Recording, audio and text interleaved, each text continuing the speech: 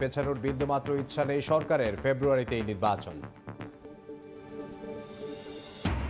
বিশ্বমানের নির্বাচন আয়োজনে ইসিকে 40 লাখ ইউরো দেবে ইউরোপীয় ইউনিয়ন। আগামী মাসে বাংলাদেশে আসছে ইইউর প্রাক নির্বাচনী পর্যবেক্ষক দল।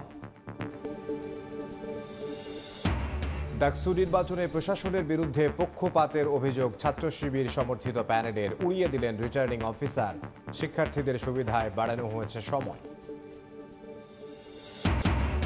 এবং পাথরের পর এবার বিছানাকান্দিতে প্রকাশ্যে বালু লুট, প্রভাবশালী চক্রের কবলে সিলেটের পর্যটন স্পট। প্রশাসনের ভূমিকা নিয়ে সমালোচনা, সতর্ক অবস্থানে বিজিবি।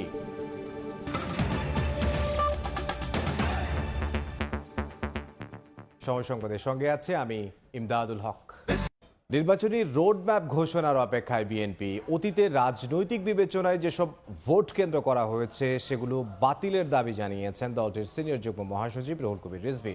আলাদা কর্মসূচিতে স্থায়ী কমিটির সদস্য নজরুল ইসলাম খান নির্বাচন সামনে রেখে নেতাকর্মীদের সংযত আচরণের আহ্বান জানিয়েছেন।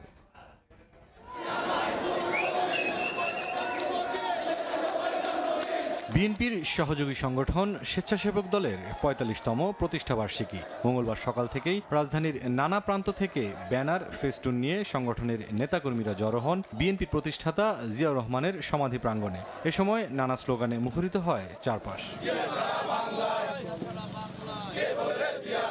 নেতাকর্মীদের সঙ্গে নিয়ে জিয়াউর রহমানের সমাধিতে শ্রদ্ধা জানান দলের সিনিয়র যুগ্ম মহাসচিব রুহুল কবির রিজভী। পরে তিনি জানান, গেল ১.৫ দশকের নির্বাচনে ভোট কেন্দ্রগুলো ছিল উদ্দেশ্য প্রণোদিত, সেগুলো বাতিল করে ভোটার বান্ধব কেন্দ্র নির্ধারণের দাবি জানান রিজভী। ফ্যাসিবাদের আমলের ভোট কেন্দ্রগুলো ছিল, এইটা ছিল রাজনৈতিক উদ্দেশ্য।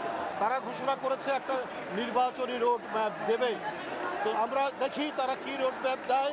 আমরা রাজনৈতিক উদ্দেশ্য প্রণোদিত হয়ে যে ভোট কেন্দ্রগুলো করা হয়েছে সেই ভোট কেন্দ্রগুলি বাতিল করে ভোট কেন্দ্র তারা নতুনভাবে ঘোষণা করবেন। এদিন রাজধানীতে আলাদা অনুষ্ঠানে নির্বাচনকে সামনে রেখে জনগণের সঙ্গে সংযত আচরণ করতে দলের নেতাকর্মীদের তাগিদ দেন বিএনপি স্থায়ী কমিটির সদস্য নজরুল ইসলাম খান। এই নির্বাচনে আমাদের তো জনগণের কাছে যেতে হবে, ভোটটা তো তারা দেবে।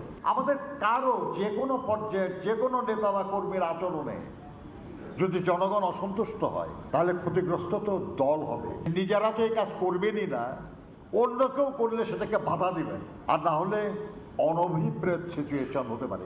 ৫৩ বছরে বিচার বহির্ভূত হত্যাকাণ্ডের শিকার প্রত্যেকের প্রতি দায়বদ্ধ থাকতে দলীয় নেতাকর্মীদের প্রতি আহ্বান জানান বিএনপির এই নেতা। বাংলাদেশের গণতন্ত্র। মুরসালিন হক জুনায়েদ, সময় সংবাদ, ঢাকা। এদিকে বিএনপির স্থায়ী কমিটির সদস্য সালাউদ্দিন আহমদ বলেছেন,